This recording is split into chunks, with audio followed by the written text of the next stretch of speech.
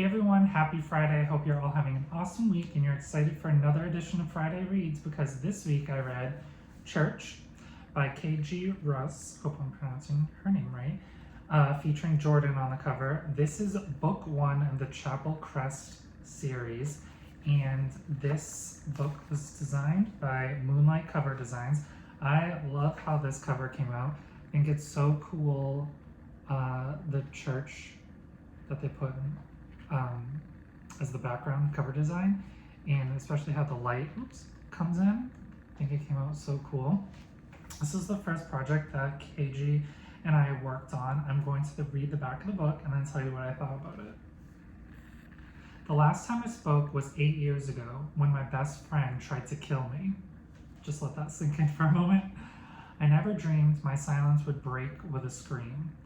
Being sent to Chapel Crest after my new stepfather deemed me a heathen seemed like a blessing compared to staying with him and my mom. I was a mute demon in his eyes, and when the rod didn't beat the evil out of me, he prayed Chapel Crest could.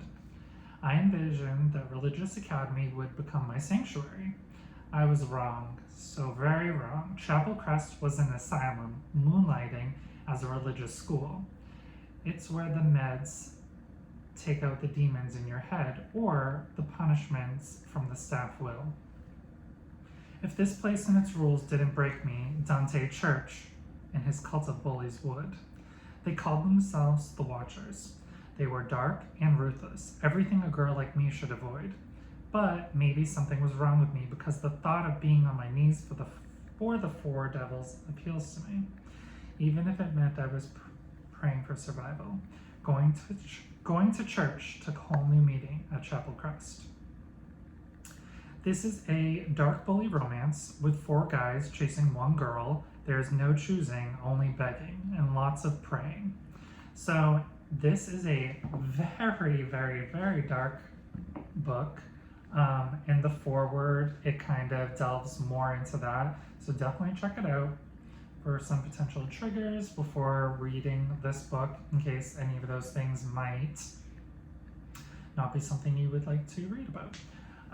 But I really enjoyed this book. It, like I said, is very dark and edgy, and I could actually picture this as a TV show. I mentioned to her as well, to Graylan as well. I could see this being on a streaming service for sure. It's very, very dark and edgy. Like the beginning of the blurb starts with Serena was almost murdered by her best friend when she was 10 years old. And from that experience, she never spoke again. Her stepfather thinks there are demons inside her, and that's why he's sending her to Chapel Crest to get better, even though he physically and mentally abuses her. So she's being abused at home while not being able to speak about it. I do like the relationship between her and her younger sister a lot. Her younger sister is her protector in a lot of ways, even though she doesn't have her own voice to protect herself in that way. Serena sees going to Chapel Crest as potentially a form of an escape and to get away from her stepfather, but in a lot of ways, going to Chapel Crest is worse than anything her stepfather could have done. Bullying is, putting it mildly, what happens at the school between the students and the faculty alike. A few key points that I wrote down throughout the book. It was like my voice had died the day Seth had hurt me. And then she meets Church and his 3, there's 4 in total, 3 brothers of sorts. They all lived with one another and they ruled the school. And when they set their eyes on someone, it is really good or really bad, usually really bad for people. But they have set their eyes on Serena as being their property of sorts.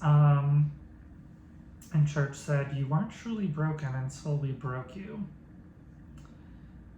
Other things he mentions: play dangerous games, win dangerous prizes. His brother, Ashes, says, "We were on the highway to hell and poor Serena was along for the ride." She's so innocent in so many ways, and they are really trying to take that completely away from her in every way, shape, or form. And she's just trying to get to a point where she can be happy in her own way. Things like painting and drawing she really loves, and that's her form of escape. And Church and his brothers have all been very hurt in their own different ways. And Church says, "She was Sleeping Beauty, but I was no prince. I was a devil intent on claiming her soul." And the last thing I will leave you on, without giving any spoilers, because this book has some wild, there's just so much. It's a wild roller coaster, and I will say it does leave on a cliffhanger that was pretty shocking. So I know I'll definitely have to dive into book 2 to see what happens, because I was shocked. But the last thing I'll leave you with is, "Forbidden fruit I had no business wanting, but she was Eve in this garden of darkness, and I was the snake who'd devour her." So on that note, have you read Church by K.G. Rose? And what'd you think about it? Make sure to subscribe, because I will have more free Friday reads coming soon. Have a great weekend, everyone.